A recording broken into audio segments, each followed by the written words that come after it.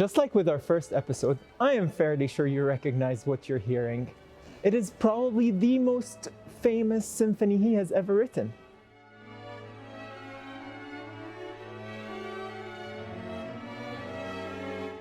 The eternal Ninth Symphony.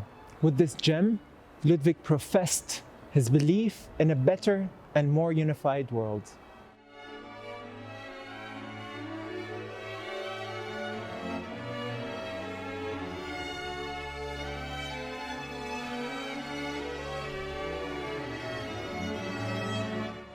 It was commissioned in 1817 by the Philharmonic Society of London with hope of having Beethoven premiere it himself. In the end, Beethoven never made it to London, and his Ninth Symphony was performed here in his adopted home, Vienna.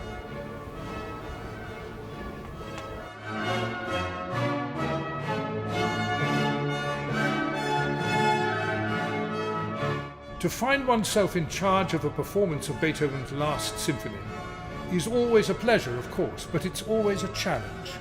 This symphony is so complicated, so forward-looking, much more than the other 8 symphonies.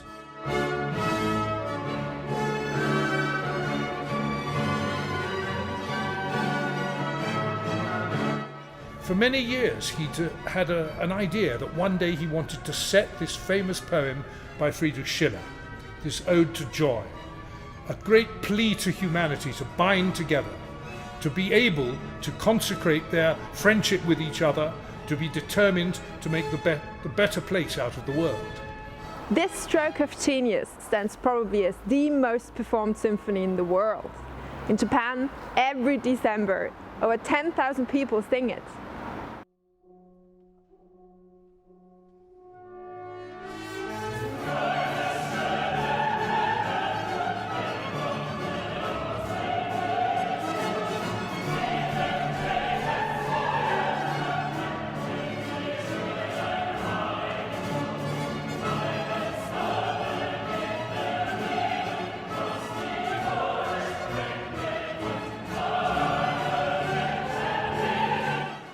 During Christmas in 1989 and after the fall of the Iron Curtain, the Ninth was performed in East Berlin, where the word joy was replaced by freedom.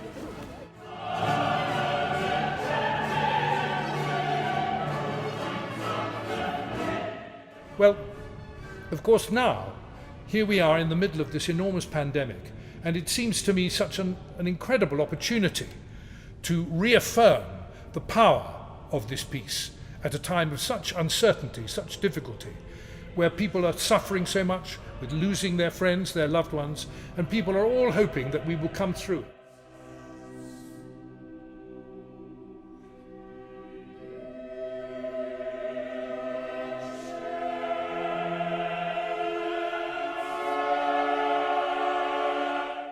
For this performance, it was an incredible challenge to know how we were going to coordinate everything.